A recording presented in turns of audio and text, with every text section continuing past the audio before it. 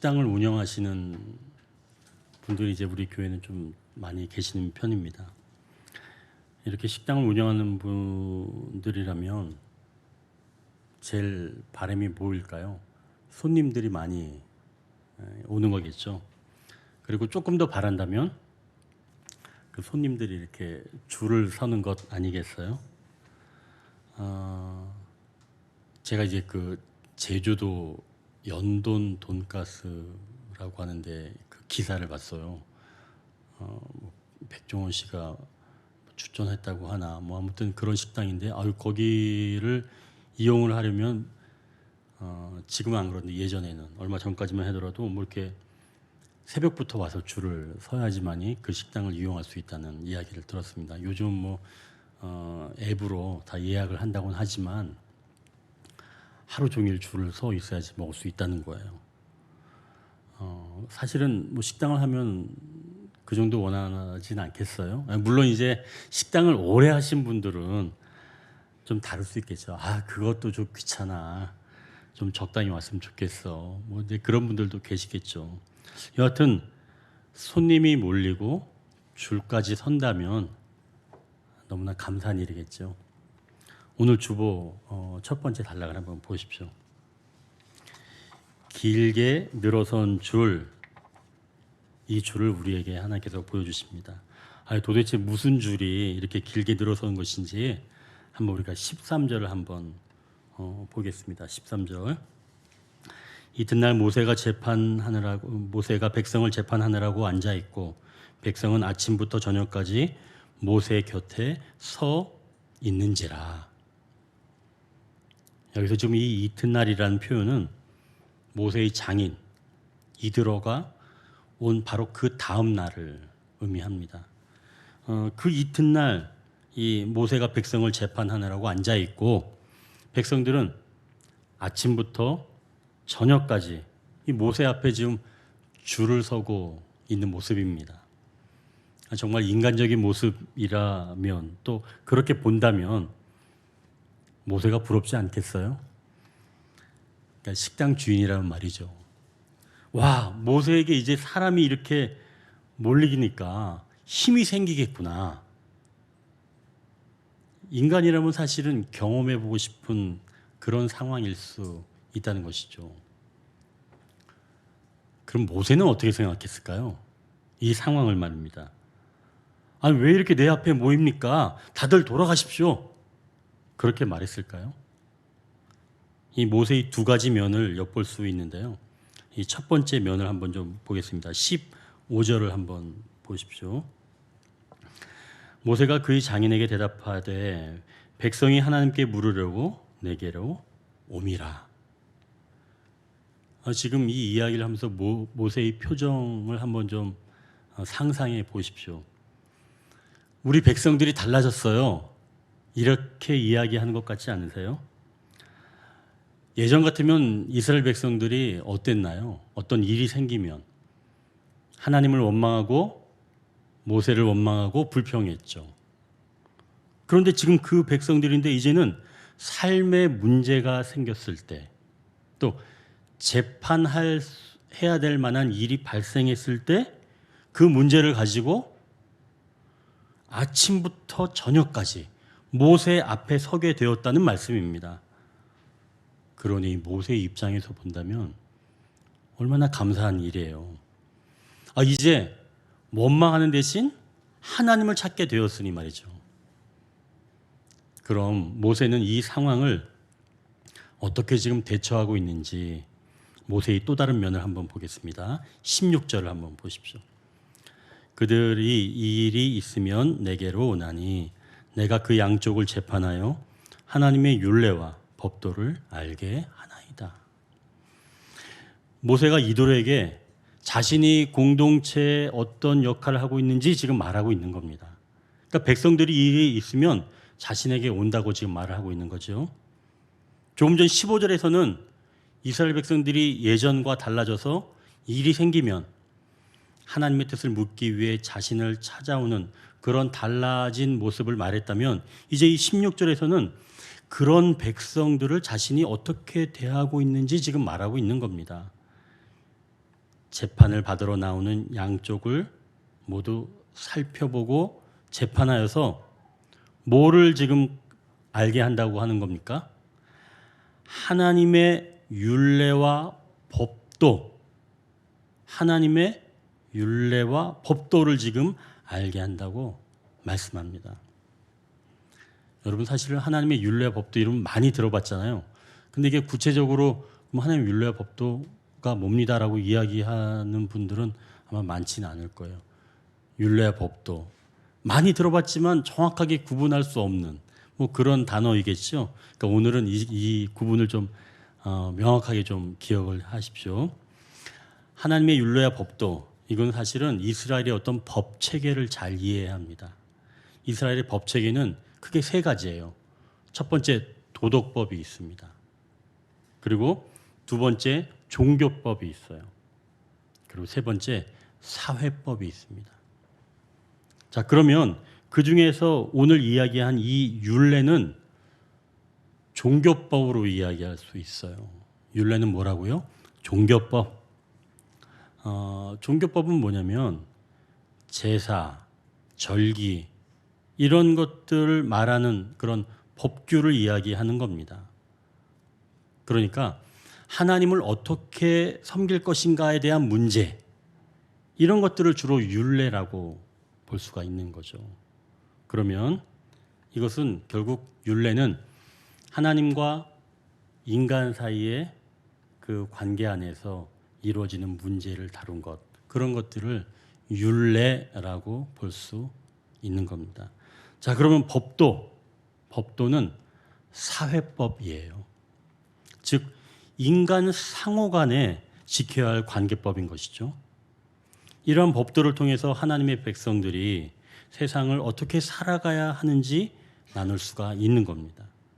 이렇게 모세는 하나님과 인간과 관련된 율례, 그리고 인간과 인간이 관련된 법도, 이것을 지금 이스라엘 백성들에게 알려주고 있다는 것이죠. 그러니까 오늘은 지금 도덕법에 대한 이야기는 하지 않은 겁니다. 지금은 종교법과 사회법만 이야기한 거죠. 이 도덕법은 사실은 이 계명 이야기인데 그거 나중에 본문이 나올 때 따로 또 이야기를 하겠습니다. 이렇게 지금 율례와 법도는 지금 이야기하고 있는 거죠. 율례는 하나님과 인간에 관한 것, 법도는 인간과 인간에 관한 것이라고 나눌 수 있습니다. 자, 그러면 이러한 것들을 지금 모세가 백성에게 가르치고 있다는 거예요. 전에는 그런 것들을 가르칠 수 있었어요? 없었잖아요. 왜 그러냐면 항상 이스라엘 백성들은 원망하기 바빴으니까. 그런데 지금은 그런 모든 문제가 생겼을 때 원망과 불평한 대신 모세에게 가지고 오게 되었으니까 모세는 이것을 활용해서 율례와 법도를 지금 가르치게 되었다는 것이죠. 여러분, 모세가 얼마나 지금 자부심이 느껴졌을까요? 생각해 보십시오. 그동안 모세는 장인의 집에서 의탁하면서 40년 동안 살아왔었습니다. 그러니까 한마디로 이거를 오늘날로 보면 처가살이 아니겠어요? 물론 이제 애굽의 왕자였죠. 그러나 살인을 했기 때문에 도망자 신세로 광야에 들어가게 되었고, 그리고 그때 만난 그 십보라, 그러니까 이드로의 딸을 만나서 결혼하게 되었죠. 근데 이 모세의 이 아내 십보라도 사실은 굉장히 대단한 여인이에요. 모세가 하나님의 그 부르심을 듣고 애굽으로 이제 돌아갈 때 처음에는 아내 또 아이들을 같이 데리고 갔습니다. 그 장면을 보면 이 아내가 어떤 여자인지 알 수가 있거든요. 그때 하나님께서 이 애굽으로 내려가는 이 모세와 또 아내 그 십보라와 또 그 아들 뭐 게르솜과 엘리에셀, 이 두 아들이 있었는데 아마도 이 둘째 아들이 그때 할례를 받지 않았던 모양입니다. 그래서 하나님께서 이 모세의 아들이 할례를 받지 않았기 때문에 하나님께서 모세를 죽이려고 하였습니다. 그 상황에서 이 십보라가 어떻게 하였는지 출애굽기 4장 25절에 이렇게 기록되어 있습니다. 십보라가 돌칼을 가져다가 그의 아들의 포피를 베어 그의 발에 갖다 대며 이르되 당신은 참으로 내게 피남편이로다 하니 당찬 여인이었죠. 아들의 할례를 지금 직접 한 겁니다. 이렇게 십보라는 지금 당찬 여인이었어요. 모세는 살인자였고, 그러니까 도망다니는 신세였으니 당찬 여인이 있었고 또 처가살이를 하는 입장이었으니까 모세가 길을 펴면서 그렇게 처가살이를 했었을까요? 그렇게 보기는 어렵겠죠. 아마 모세가 길을 펴지 못했을 가능성이 충분합니다.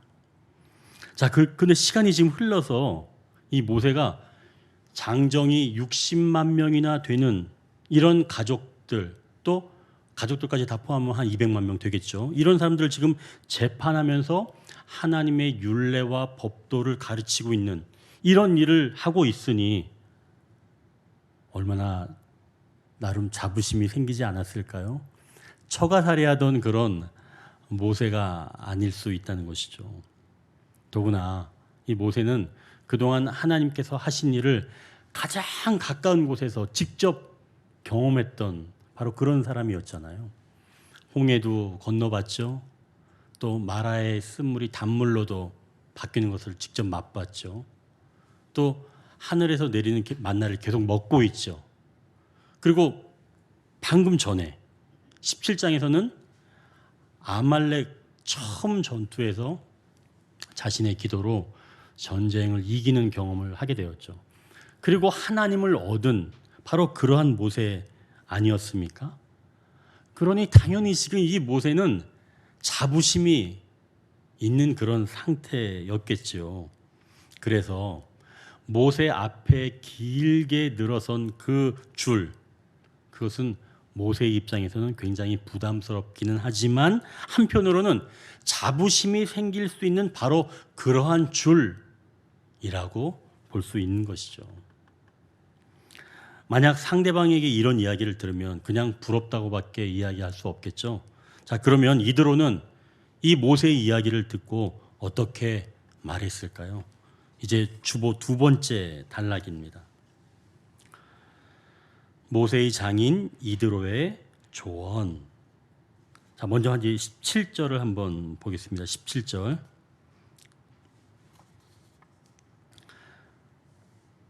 17절 보니까 이렇게 이야기하고 있습니다. 모세의 장인이 그에게 이르되 내가 하는 것이 옳지 못하도다.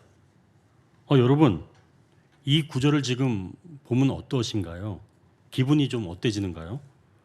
지금 이드로가 사위인 모세에게 자네의 행동이 옳지 못해. 아주 잘못되었어. 큰 책망을 하고 있는 겁니다. 아니, 장정만 지금 60만 명을 이끄는 모세입니다. 그리고 하나님의 종의 역할을 하고 있는 모세인 거예요. 아니, 아무리 장인이라도 그렇지 이거 좀 너무하지 않나? 여러분 그런 생각 들지 않나요? 아니, 이 사람이 왜 이럴까? 혹시 이드로가 모세를 시샘하고 있는 건 아닐까요? 그래서 여러분 18장 1절을 한번 보십시오. 모세의 장인이며 미디안 제사장인 이드로가 하나님이 모세에게와 자기 백성 이스라엘에게 하신 일, 곧 여호와께서 이스라엘을 애굽에서 인도하여 내신 모든 일을 들으니라. 모세의 장인이 지금 누구라는 얘기예요? 미디안 제사장이라는 겁니다. 미디안 제사장은 바알을 섬기는 제사장이에요. 그러면 하나님을 섬기는 사람이 아니란 얘기죠. 이방인이면서 이방 신에게 제사하는 제사장이에요. 그러면 어때요? 우리 이 모세의 편에서 본다면 적대적인 그런 관계 아니겠어요? 그래서 지금 이 이드로가 모세를 시기했을까요? 18장 11절 12절을 한번 또 보십시오. 이제 내가 알았도다. 여호와는 모든 신보다 크심으로 이스라엘에게 교만하게 행하는 그들을 이기셨도다 하고 모세의 장인 이드로가 번제물과 희생제물들을 하나님께 가져오매 아론과 이스라엘 모든 장로가 와서 모세의 장인과 함께 하나님 앞에서 떡을 먹으니라. 이드로가 하나님과 모세를 시기하였다고 보기는 어렵습니다. 오히려 이제 내가 알았도다 라는 표현을 본다면 그동안 하나님에 대해 어느 정도 알고는 있었지만 이번에 모세가 들려준 이야기를 통해서 이제 알게 되었다라고 이야기하고 있습니다. 사실 이드로의 이 조상인 미디안은 아브라함의 세 번째 아내인 그드라라고 하는 여인에게서 난 자식입니다. 그렇다면 이 미디안은 하나님을 아예 몰랐던 그런 이방인이 아닌 거예요. 그러니까 어느 정도 알고 있었지만 미디안의 후손인 이 이드로가 이번 일을 통해서 여호와 하나님이 모든 신보다 크다라고 하는 것을 알게 되었다는 것이죠. 자, 그럼 이제 이드로가 이 17절에서 한 말, 내가 하는 것이 옳지 못하다라고 하는 이 말은 모세를 시기해서 한 말이 아니라 이스라엘과 모세를 위한 조언이라는 것을 알 수 있습니다.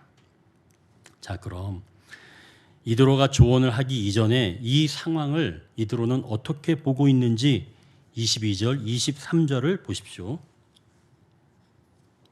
22절, 23절. 그들이 때를 따라 백성을 재판하게 하라. 큰 일은 모두 네게 가져갈 것이요 작은 일은 모두 그들이 스스로 재판할 것이니 그리하면 그들이 너와 함께 담당할 것인즉 일이 네게 쉬우리라.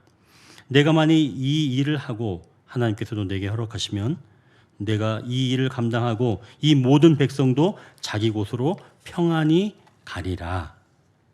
이 두 구절의 말씀을 요약하면 지금 이드로가 보기에 모세는 어렵게 일을 하고 있으며 백성들은 자기 곳으로 평안히 가지 못하고 있다는 겁니다. 이드로가 판단하기엔 그렇다는 거예요. 모세도 지금 어렵게 일하고 있고 백성도 평안히 가지 못하고 있다 라고 지금 이드로가 본 것이죠. 여러분, 당연합니다. 지금 모세가 이른 아침부터 지금 출근을 하는 겁니다. 재판하려고. 출근해서 밤 늦게까지 앉아서 재판하느라고 자신을 돌볼 여유도 없이 지쳐가고 있고 모세의 가족들과 함께 할 수도 없다는 겁니다. 아니, 모세의 사정이 이런데 백성들은 어떨까요? 매일 판결하느라 지쳐있는 모세 앞에서 아니, 판결을 위해서 왜 이렇게 오래 기다려야 됩니까? 모세에게 이렇게 따질 수 있어요? 못 따집니다. 아니, 모세가 그렇게 고생하고 있는데 이스라엘 백성들이 어떻게 따질 수 있어요? 그러니까 백성은 백성대로 아침부터 저녁까지 길게 줄을 서서 그렇게 지쳐가고 있다는 것이죠. 이드로가 보기에는 지금 그겁니다. 그래서 지금 이드로가 모세에게 조언을 하기 시작을 한 거예요. 조언의 내용은 이겁니다. 20절, 21절입니다. 그들에게 율례와 법도를 가르쳐서 마땅히 갈 길과 할 일을 그들에게 보이고 너는 또 온 백성 가운데서 능력 있는 사람들 곧 하나님을 두려워하며 진실하며 불의한 이익을 미워하는 자를 살펴서 백성 위에 세워 천부장과 백부장과 50부장과 10부장을 삼아. 지금 이드로가 조언한 내용 첫 번째 20절에서는 율례와 법도, 아까도 나누었던 것처럼 하나님을 어떻게 섬길 것인가에 대한 그 율례에 대한 문제, 또 하나님의 백성들이 세상에서 어떻게 살아야 하는지에 대한 법도의 문제를 모세, 네가 잘 가르쳐야 한다라고 지금 이야기를 하는 겁니다. 이드로가 모세에게. 이게 첫 번째 조언이에요. 자, 그 두 번째 조언은 뭐냐면 사람을 세우라는 말입니다. 모세 혼자 하지 말고 능력 있는 사람을 세우라는 겁니다. 여러분, 능력 있는 사람은 뭘까요? 우리가 생각하기에 능력 있는 사람, 그러면 돈 많은 사람, 똑똑한 사람, 그런 사람이 능력 있는 사람이라고 생각되지 않아요? 그러나 이드로가 생각하기에 능력 있는 사람은 그런 사람이 아니라는 겁니다. 사실 이 이드로가 이방 사람 또 미대한 제사장인데 이런 말을 하는 거 보면 참 놀라워요. 이 사람이 이야기하고 있는 지금 능력 있는 사람이 어떤 사람인지 잘 보십시오. 21절.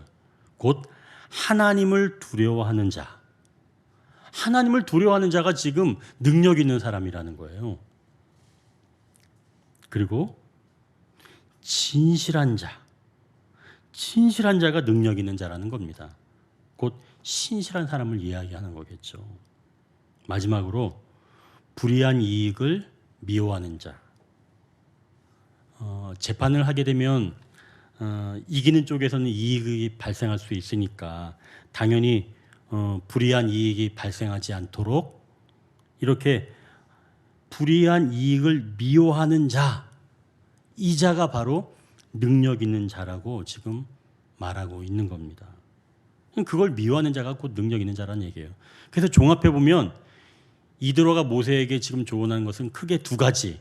첫 번째, 율례와 법도를 실생활에서 실천할 수 있도록 가르치는 것이고, 두 번째 조언은 능력 있는 사람을 세우는 것인데, 그 능력 있는 사람이란 곧 하나님을 두려워하는 사람이며 진실한 사람이며 불의한 이익을 미워하는 사람이다. 이런 자를 세워서 그들이 재판할 수 있는 것은 재판하게 하고 그들이 재판할 수 없는 것들은 모세에게 가져오게 하라라고 하는 지금 조언을 하고 있는 것이죠. 그래서 지금 이드로의 조언이 끝났습니다.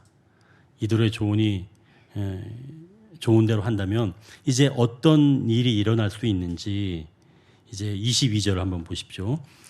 그들이 때를 따라 백성을 재판하게 하라. 큰 일은 모두 네게 가져갈 것이요 작은 일은 모두 그들이 스스로 재판할 것이니 그리하면 그들이 너와 함께 담당할 것인즉 일이 네게 쉬우리라.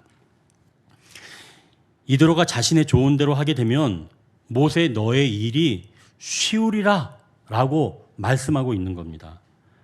여러분, 하나님이 주신 일이니까 십자가를 지는 것처럼 가장 어렵게 살아가면서 그것을 받아가는 것이다, 또 이렇게 받아들이는 것이다라고 생각할 수 있지만 이드로가 말한 것은 쉬워야 한다는 겁니다. 쉽게 해야 된다는 거예요. 여러분 어떻습니까? 하나님의 일을 쉽게 한다? 굉장히 좀 마음에 걸리는 것 같지 않아요? 하나님의 일은 좀 되도록이면 좀 무겁게 하고 좀 거룩하게 하고 뭐 그래야 하는 것 아닌가요? 근데 지금 쉽고 가벼워야 된다고 지금 이야기하고 있는 거죠. 예수님께서 사실은 이렇게 말씀하셨습니다. 수고하고 무거운 짐진 자들아 다 내게로 오라. 내가 너희를 쉬게 하리라 라고 말씀하시고 나서 어떻게 얘기하시냐면 나의 멍에를 메고 내게 배우라. 그리하면 너희 마음이 쉼을 얻으리니 이는 내 멍에는 쉽고 내 짐은 가벼움이라. 이렇게 마태복음 11장 30절에서 말씀하셨습니다. 예수님이 우리에게 지어주시는 짐은 어떻다고요? 무겁다고요? 아니요. 쉽고 가볍다는 겁니다. 그럼 무겁고 어려운 건 누가 진다는 얘기예요? 예수님께서 다 지었다는 얘기예요. 우리는 쉽고 가벼운 짐만 허락되는 사람들입니다. 그러니까 주님께서 우리에게 주시는 일들은 쉬워야 돼요. 또 쉽게 할 수 있어야 합니다. 어렵지 않아야 된다는 거죠. 그럼 어떻게 할 때 쉽고 가볍게 할 수 있을까요? 어떻게 할 때? 함께 나눌 때. 내가 다 하는 게 주님의 뜻이 아니라 내가 가지고 있는 것들을 나눌 때 그게 쉬워진다는 겁니다. 나누라는 얘기예요. 혼자 다 쥐고 있지 말고 나누라는 겁니다. 어려운 일 주님께서 다 하셨으니까 우리는 쉽게 나눠서 쉽게 하라는 얘기인 것이죠. 물론 내가 해야 안심이 됩니다. 내가 해야 좀 마음이 편하죠. 여러분 혹시 자녀들에게 운전 맡겨보셨어요? 처음에 못 맡깁니다. 어떻게 자녀들한테 운전을 맡길 수 있어요? 차가 좋으면 좋을수록 더 그렇겠죠. 자녀들한테 운전 맡기면 자녀들은 처음에 우당탕탕 운전을 하고 다닙니다. 막 여기저기 찌그러지기도 하고 그렇겠죠. 그러나 여러분, 그래도 맡겨놓으면 나중에는 어떻게 돼요? 꾸역꾸역 해가요. 나중엔 잘합니다. 그렇게 되면 나중에는 내가 편해지는 거예요. 그럼 저만 좋은가요? 그렇지 않아요. 아이들도 운전 실력이 늘어나고 또 성장하게 되는 거죠. 이도로가 말한 대로 한다면 모세도 쉬워지고 또 천부장 백부장들도 율례와 법도를 더 알아가게 되면서 나중에는 훌륭한 재판을 하게 되고 마침내 모든 백성들이 모든 일을 가지고 매번 찾아오는 것이 아니라 이제는 성장해서 자신들이 하나님 말씀대로 살아가는, 그래서 결국은 길게 늘어선 줄이 점점 줄어들고 마침내 자기의 곳으로 평안히 돌아갈 수 있게 된다는 것이죠. 하나님께서 사랑하신 우리 성도 여러분, 우리는 함께 성장하는 공동체입니다. 하나님은 모든 사람들이 성장하기를 원하시는 것이죠. 그러기 위해서 나누고 함께해야 합니다. 그게 처음엔 불안하고 불편할 수 있지만 모두가 성장하는 길이라는 것이죠. 그래야 자기 곳으로 평안히 돌아갈 수 있다는 것입니다. 자, 이제 이드로의 제안을 모세가 어떻게 받아들였을까요? 주보 세 번째 단락입니다. 이드로의 의견을 수용한 모세. 24절을 우리가 같이 한번 읽겠습니다. 24절. 이에 모세가 자기 장인의 말을 듣고 그 모든 말대로 하여. 우리는 이 구절을 읽을 때 그래, 모세가 뭐 장인의 이야기를 받아들였네 라고 간단하게 이야기할 수 있지만, 또 읽을 수 있지만, 이 구절이 이스라엘이 새롭게 조직을 정비하고 나라로서 출발하는 어떤 큰 틀을 만드는 계기가 되었다면 이 구절에서 우리는 좀 더 많은 것들을 발견하고 우리 삶에 적용해야 합니다. 먼저 왜 이드로가 이 시점에서 도착해서 모세에게 조언을 했는지 우리가 좀 생각을 해봐야 합니다. 우리가 지금 18장을 읽고 있잖아요. 근데 우리가 지난 주간에는 17장 읽었죠. 17장에서는 어떤 일이 있었나요? 이방인들이었던, 물론 먼 친척이었지만 아말렉이 쳐들어왔었죠. 그래서 막 싸웠잖아요. 아말렉은 가장 연약한 부분을 공격해서 이스라엘을 무너뜨릴 그런 의도를 가지고 왔기에 싸움을 벌였습니다. 자, 그러면 18장, 오늘 이 18장에서는 장인이지만 이 사람은 미디안 제사장입니다. 미디안 제사장이 지금 모세에게 찾아와서 내가 하는 것이 옳지 못하다 라고 지금 크게 지금 꾸짖고 있는 겁니다. 아무리 장인이지만 예전의 사유가 아닌데 모세의 입장에서는 무시해버릴 수 있습니다.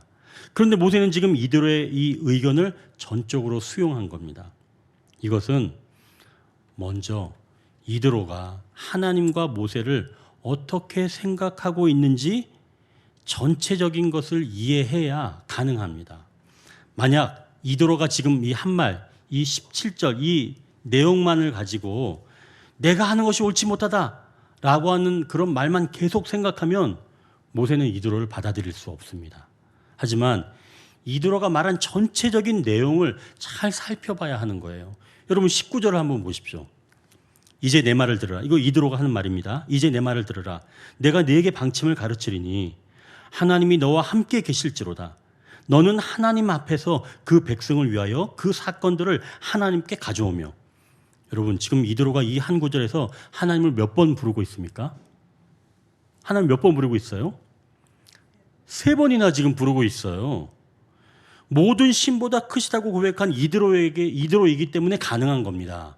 이 한 구절에서 지금 하나님을 3번씩이나 부르고 있어요. 자기가 미디안 제사장인데 말이죠. 그러니까 하나님을 인정한다는 이야기죠. 그 하나님만 인정합니까? 그게 아닙니다. 또한 거기서 보니까 하나님이 너와 함께 계실지로다. 모세를 축복하고 있는 거예요. 하나님을 인정하죠. 그 하나님과 네가 함께 계실 것이다라고 모세를 축복하고 있죠. 그리고 너는 하나님 앞에서 그 백성을 위하여라고 지금 백성들까지 이야기하고 있습니다. 그러니까 지금 이드로는 하나님, 모세, 백성들 이것도 전부 생각하면서 모세에게 지금 조언하고 있는 겁니다. 이것이 이 이드로의 이야기를 들어야 하는 첫 번째 이유인 거예요. 이드로는 모세를 지금 꾸짖자고 하는 게 아니라 하나님, 모세, 백성들을 위해서 지금 다 하는 것으로 이해할 수 있다는 것이죠. 근데 우리는 어때요? 우리는 사람의 이야기를 들을 때 어느 한 부분만 콕 집어서 이야기를 들으려고 합니다. 이게 전체적인 것들을 좀 듣고 판단을 해야 하는데 그렇지 않다는 얘기죠. 그러니까 내가 싫어하는 사람은 그 사람이 말을 실수한 것만을 기억하면서 다른 사람에게 말을 옮기려고 한다는 것이죠. 그게 기준이 되어서 평가를 해버린다는 거죠. 만약 모세가 이드로가 한 말 중에서 내가 하는 것이 옳지 못하다 라고 하는 부분만 강조해서 이드로의 조언을 듣지 않았다면 이 공동체가 어떻게 됐을까요? 조직을 정비할 수 없었겠죠. 모세는 모세대로 필경, 쇠약해져서 그 일을 감당할 수 없게 됐을 겁니다. 백성은 백성들대로 길게 늘어선 줄 때문에 지쳐서 나중에는 모세를 찾지도 않게 됐을 거예요.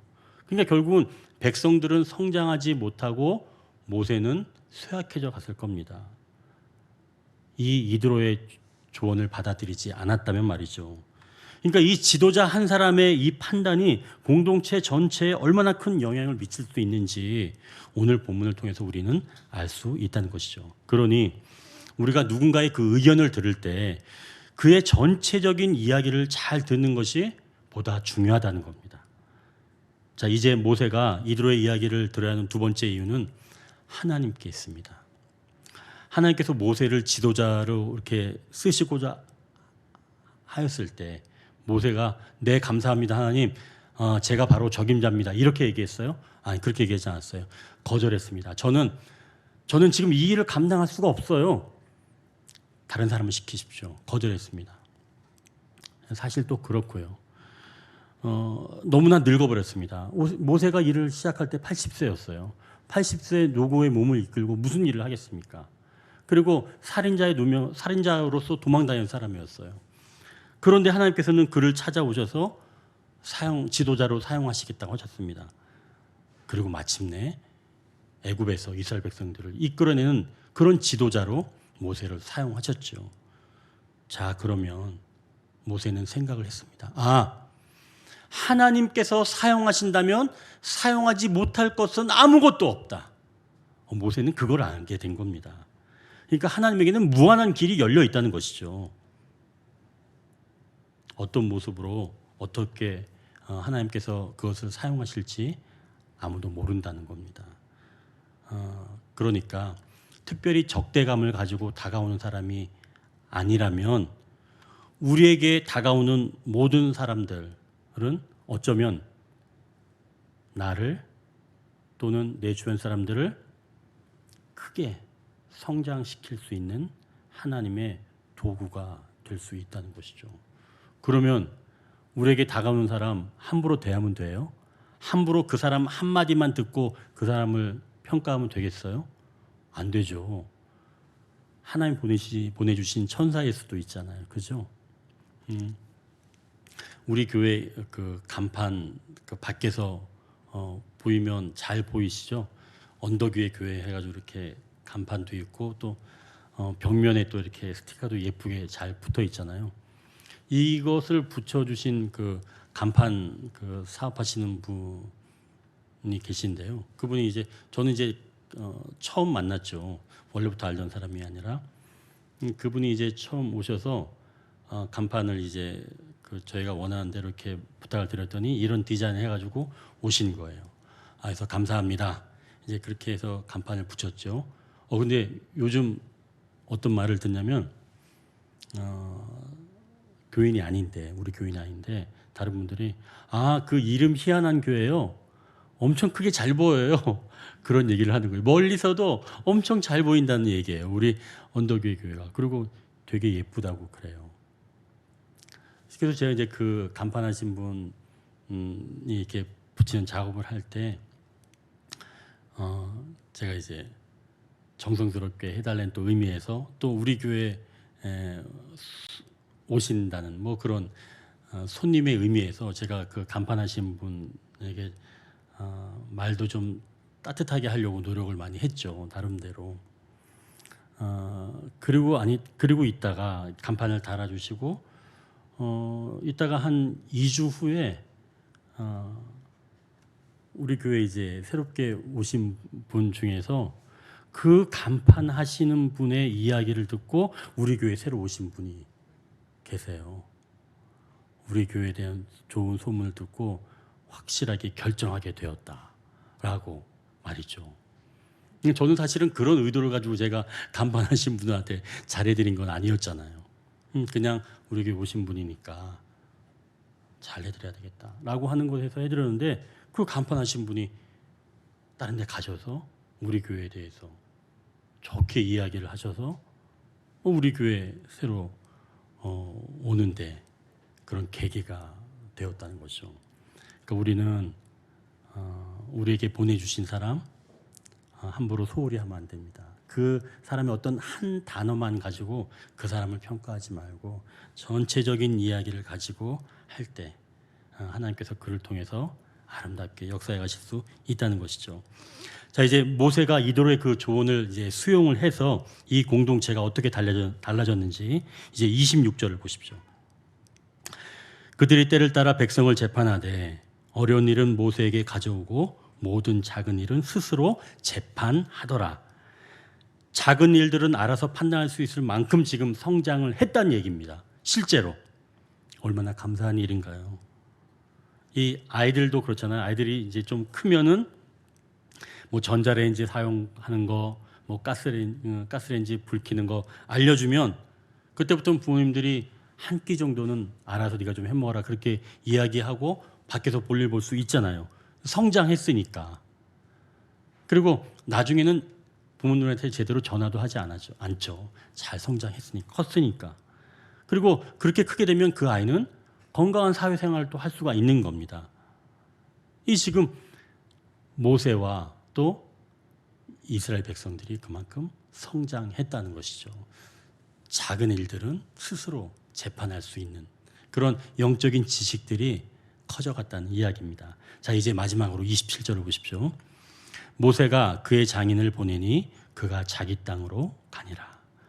모세도 지금 장인을 보낸 겁니다. 모세도 성장했다는 것이죠. 그리고 이드로는 자신의 역할을 마치고 평안히 자기 곳으로 떠나갔다는 겁니다. 자기 곳으로 지금 역할을 마쳤으니까 평안히 갔다는 얘기입니다. 자, 이제 말씀을 정리합니다. 우리 삶의 자부심이 느껴질 때, 타인의 의견이 없이도 잘 살 수 있다고 여겨질 때 하나님은 우리를 더욱 성장시키시고자 어쩌면 껄끄러운 말들로 다가오신다는 것입니다. 이때 나의 것들을 내려놓으며 함께 나눌 때 함께 성장할 수 있다는 것이죠.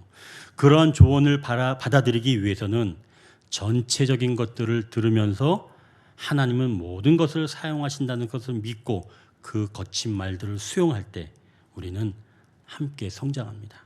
결국 더욱 성장해서 자기 곳으로 평안히 간다고 말씀합니다.